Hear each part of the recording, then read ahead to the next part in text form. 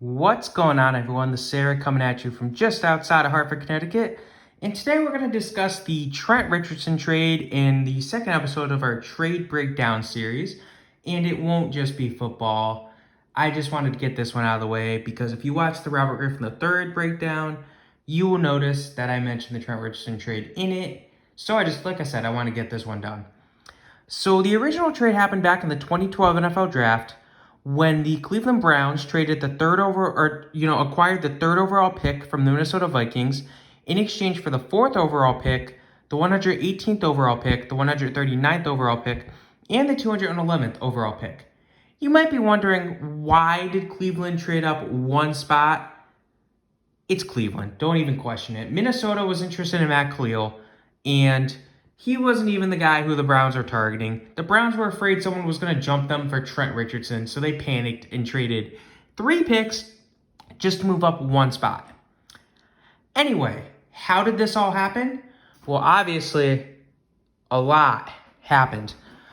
We're going to actually have to step back to the 2011 draft to figure out how the Browns got hold of the 118th overall pick.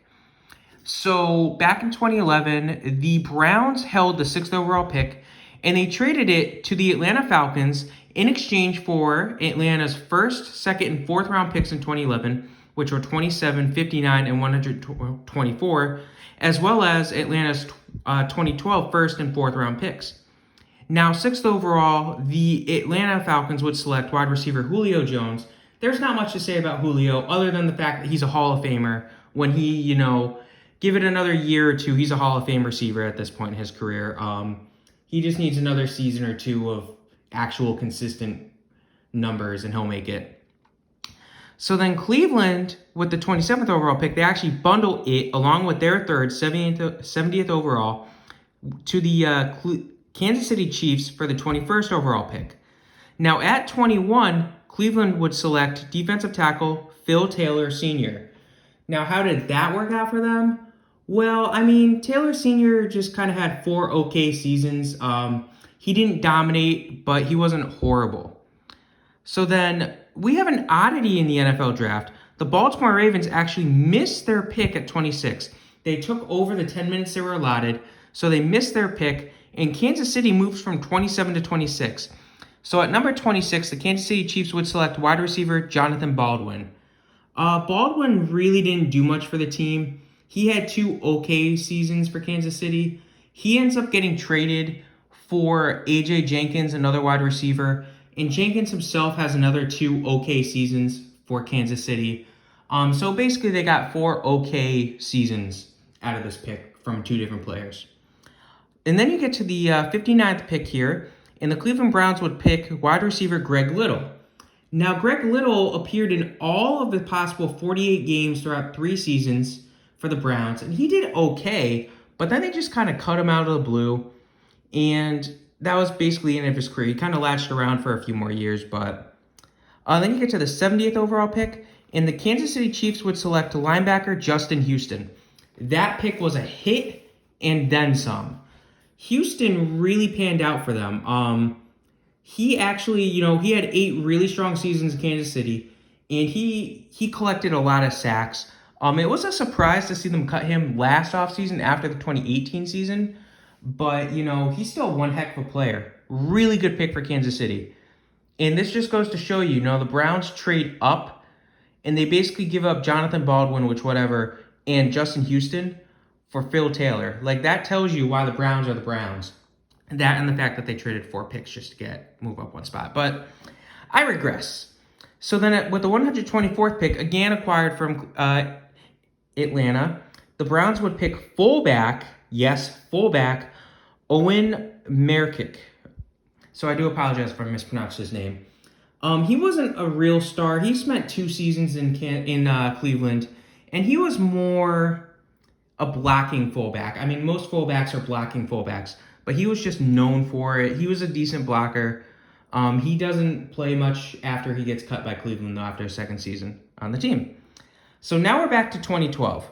So, of course, 3rd overall pick, the Cleveland Browns would pick running back Trent Richardson. How'd that work out for you, Cleveland?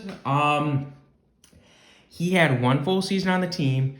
He actually had a horrible season. He just, trust me, I could make a whole video just trashing Trent Richardson, but I don't need to. There's enough out there already. And you can kind of see it. If you watch some of his lowlights from the 2012 season, you'll see he like runs into tackles, and rather than cut right where there's a hole in a gang of 15, he'll cut left into the defensive tackle, and instead he loses a yard. And that was just a theme for him. We'll get to him in a minute, but he ends up getting traded, so we'll get to that in a minute. With the 4th overall pick, like I said, Minnesota would pick offensive tackle Matt Cleo. That was the guy they were sold on from the start. And Cleo had 5 solid seasons in Minnesota. He actually made a Pro Bowl as a rookie due to he was an injury replacement. People knew him. He had name recognition because his brother Ryan Cleo, was a center for the Carolina Panthers. And then he ends up leaving Minnesota after 5 years. Then we get, to the Atlanta pick here in 2012. Remember, first round pick from Atlanta, becomes 22nd overall. And the Browns, doing what the Browns do, select a quarterback at 22. And they pick quarterback Brandon Weeden. How'd that work out? He had 2 subpar seasons for the team before being cut. And remember, when he was drafted, people were saying that was a bad pick because Weeden had spent a good chunk of time in minor league baseball. And he was, I think, 25 or 26 when he got drafted. So people were just really trashing Cleveland for that. 118th overall, Minnesota would select wide receiver Jarius Wright. Interesting thing about Jarius Wright was he and his high school teammate and college teammate both got drafted by Minnesota. I forget the other guy's name. I probably should have looked at it. But they both got drafted by Minnesota, so they had played together for 8 years before being drafted. It was just a little cool side note. He had 6 solid seasons in Minnesota, Jarius Wright did. And he was a solid player. He just never really stood out. He was kind of a guy that you'd want if, you were a okay team, but not a Super Bowl contender. He could make plays if you needed him to, but he wasn't elite. All right, so now we get to the 139th pick. And Minnesota would select safety Robert Blanton. So Blanton, again, solid player. He had 4 seasons on the team. He started some games, but he was mostly a backup and a special teamer. And then we get to the 211th pick. And that would basically, that's just a part of the RG3 video. I mentioned it before. It gets traded for 176 in the next draft, and I don't want to get into it, but 211 would become Scott Solomon, defensive end for the Tennessee Titans. And then the Vikings, like I said, would get the 176th pick. And I don't want to get into that. That's in the RG3 video. If you haven't seen it, I definitely would recommend it. I break down that trade, and you will see what I mean. It becomes David Questenberry, all said and done, but I just don't want to get into that too much detail. So now I get to September of 2013. Trent Richardson ends up getting traded to the Indianapolis Colts in exchange for a 2014 first rounder. 2014 first rounder. So Richardson looked so bad, but for some reason the Colts were willing to trade a first round pick for him. That still boggles my mind today. 6 years after the trade, 7 years after the trade. And I think Cleveland knew it too. So now I get to the 2014 NFL draft. And it's going to get a little confusing here, and I do apologize for that. You'll see what I mean. So the pick that the Colts gave the Browns becomes a 26th overall pick. So Cleveland trades the 26th overall pick and the 83rd overall pick to my Philadelphia Eagles in exchange for the 22nd overall pick. Now the 22nd overall pick, again, for the second time in 3 years, the Cleveland Browns pick a quarterback at 22, and this time they go with Johnny Manziel. I could make a whole player bio about Johnny Manziel. I will make a player bio about Johnny Manziel. There's just so much to say about that guy. He had two inconsistent seasons in Cleveland. It was just a media circus. There were red flags from the start with him. At 26, the Eagles would select linebacker defensive end Marcus Smith. Don't get me started on Marcus Smith. I don't want to. I'll rant for an hour on that guy and Chip Kelly, but he had 3 bad years in Philadelphia before being cut. That's all I'm going to say about him. So now we get to some real fun. With the 83rd pick, the Browns acquired it in the 2013 NFL Draft in exchange for Pittsburgh, or for pick 111 back in 2013 from Pittsburgh. So they got 83, in the 2014 draft in exchange for 111 in 2013. And with the 111 in 2013, the Pittsburgh Steelers would select safety Shamarko Thomas. So Shamarko Thomas was not really remarkable. He was a backup for 4 seasons, and he missed out on multiple opportunities he had to start. So he kind of screwed himself. So Cleveland actually gets pick 111 in a trade in 2013 from the Miami Dolphins, and they had acquired, this was the Devon Best trade. So Devon Best going to Cleveland, he had one bad season. He had a lot of drops that year. So he was a solid receiver in Miami. And they also got picked 217 overall, which was used to pick defensive end Armonte Bryant. Now, Armonte Bryant was a solid player for 3 seasons before PED suspensions really just started killing his career. And the Dolphins, in return for those 3 things, would acquire picks 104, which was used to pick linebacker Jelani Jenkins, and 164 used to pick running back Mike Gillislee. Now, those 2 picks, so Jelani Jenkins would be a 4-year starter for that team. He was a starter here and there, but he wasn't a consistent starter. He was decent. He had a good rookie year, but then kind of fell out of favor. And Mike Gillislee actually only carried the ball 6 times over 2 seasons for the Dolphins before getting cut. Now, he would have a good career, but not in Miami, and that's what counts. So Cleveland acquired pick 164 along with the 227th pick, which was used to select offensive guard Garrett Gilkey from the San Francisco 49ers. Now, they would, to get pick 227, they traded quarterback Colt McCoy and pick 173. We'll get to 173 in a second. So Garrett Gilkey, he was an okay player for 1 season. That was it. He was off the team after that. So Colt McCoy for San Francisco, he was a backup for the 1 season he was in San Francisco. He threw 1 pass and he completed it. So San Francisco got pick 227 from the Cincinnati Bengals in exchange for safety Taylor Mays. Taylor Mays wasn't much of anything. He kind of was mostly a special teamer over 4 years for the Bengals. Now we get to pick 173. And again, we still have to discuss pick 83 from 2014, but we're still in 2013. So 173 in 2013. So Cleveland got pick 173 from Philadelphia in exchange for the 212th pick, which was used to pick defensive end Joe Kruger and safety David Sims, again from Philadelphia. So Philadelphia gets David Sims and Joe Kruger for pick 173. So Joe Kruger had 1 year in Philadelphia where he got hurt right off the bat, gets on the IR, and then he gets cut. So he doesn't do anything for Philly. David Sims has 2 years as a backup for Philadelphia, but that's it for him. So then Cleveland trades 173 to San Francisco. So San Francisco acquired pick number 55, which is used to pick tight end Vance McDonald. So Vance McDonald played decently in 4 seasons for San Francisco before being traded to Pittsburgh. I did not want to get into that trade. From the Green Bay Packers in exchange for pick 61, running back Eddie Lacy, and 173. So that's how they got 173. Now, Eddie Lacy, as we know, was a dominant force to start off his NFL career, but then he completely fell off. I don't know what the heck happened, and we found a cliff and he fell off it. He just, he started gaining weight, all those memes and everything like that. So, yeah. So Green Bay acquired pick 125, which was used to pick running back Jonathan Franklin, same draft again as Eddie Lacy. So for picks 146, defensive end Quantarius Smith, and 173, offensive tackle Winston Painter. Yeah, these were some names I've never heard of before, so forgive me for mispronouncing them. I do apologize for that, of course. And those guys had actually been acquired went to the Denver Broncos. So Jonathan Franklin had 1 season. He got hurt. He suffered a neck injury, and then he had to retire because doctors basically told him he have to retire.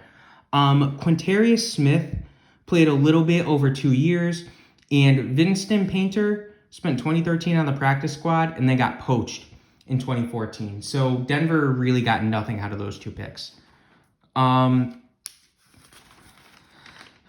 Okay. So Green Bay had acquired pick 146 as well as picks 109 used to select offensive tackle David, I always mispronounce his name, Bakhtiari, and 224 wide receiver Kevin Dorsey from Miami for pick 93 cornerback Will Davis. So the guy whose names I always mispronounce, I do apologize for that. He's a solid left tackle. He's one of the best left tackles in the league right now. And Kevin Dorsey caught 1 pass over 2 seasons for Green Bay, so irrelevant. But Will Davis here from Miami, he played 2 okay seasons before being shipped to Baltimore for a late round pick. Again, I didn't want to get into that trade. This is the Trent Richardson video. That's why we're discussing the Trent Richardson trade. You know, this part of it. I didn't have the room, as you can see on the board anyway. So how did Miami acquire pick 224? They acquired pick 224 from the Dallas Cowboys in exchange for offensive lineman, I didn't mean to write tackle, Ryan Cook. So Ryan Cook actually went to Dallas, and he had 1 season as a starter due to injury, and then he missed the following season, and then he got cut. So Miami got pick 106, tight end Deion Sims, and 109 from New Orleans in exchange for number 82. Which was used to select John Jenkins. Deion Sims, he was okay. He wasn't anything special, per se. He had 4 okay seasons in Miami. While Jenkins, you know, he did not play that much over 3 years for the Saints. So swing and miss from both teams there. So the Saints actually got pick 106 from the New York Jets in exchange for running back Chris Ivory. Chris Ivory had a solid 3-year stint in New York before leaving in free agency. In New York. So that was a good trade for the Jets. For once, the Jets made a good move there. Miami got picks number 82 in the 2012 73rd overall pick from Chicago in exchange for Brandon Marshall, the receiver. Brandon Marshall had 3 solid years in Chicago, but attitude concerns kind of got him booted. So now we're back to 2012 for a minute.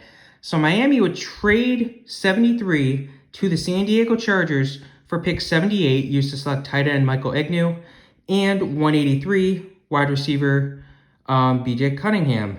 For whatever reason, I did not write who the Chargers selected at 73, but the Chargers selected safety Brandon Taylor at 73, and Brandon Taylor did nothing over 2 years. He gets cut after 2 years, and then he's been out of the league since. He just kind of fell off a cliff. Michael Egnew was a big disappointment for Miami. He didn't do anything for them over a couple seasons before getting cut. And then BJ Cunningham didn't even make the team. He ends up going to the Eagles and spending a couple years in Philly.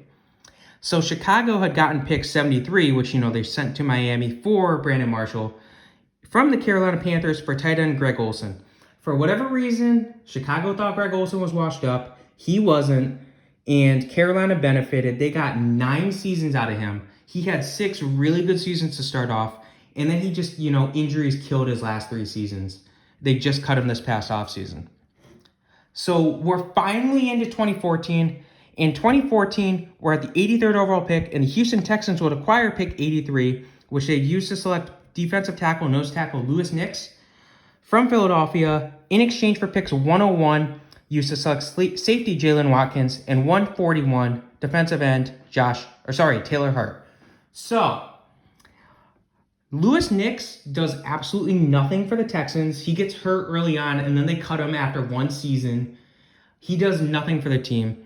Jalen Watkins would bounce around the Eagles for 4 years, including the Super Bowl season. He actually got cut after 1 season, went to Buffalo, but then got poached off the practice squad. So just a little interesting story there. And then Taylor Hart, oh my gosh, where to begin with him? He gets cut so many times. He's probably been on and off the Eagles team like 20 times, all said and done. So yeah, that's the whole Trent Richardson trade. So, you know, really not a lot of winners in this trade. I'll tell you who the losers are. The losers are the Cleveland Browns.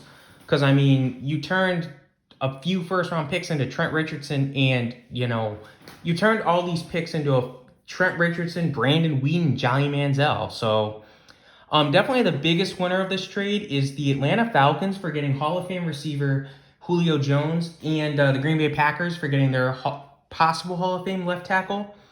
But yeah, this was a fun video to do. I always enjoy doing these types of videos. If you like them, let me know. Otherwise, don't say anything. Make sure to leave a like, subscribe. We appreciate it. Thank you very much. I hope you guys enjoy the rest of your day.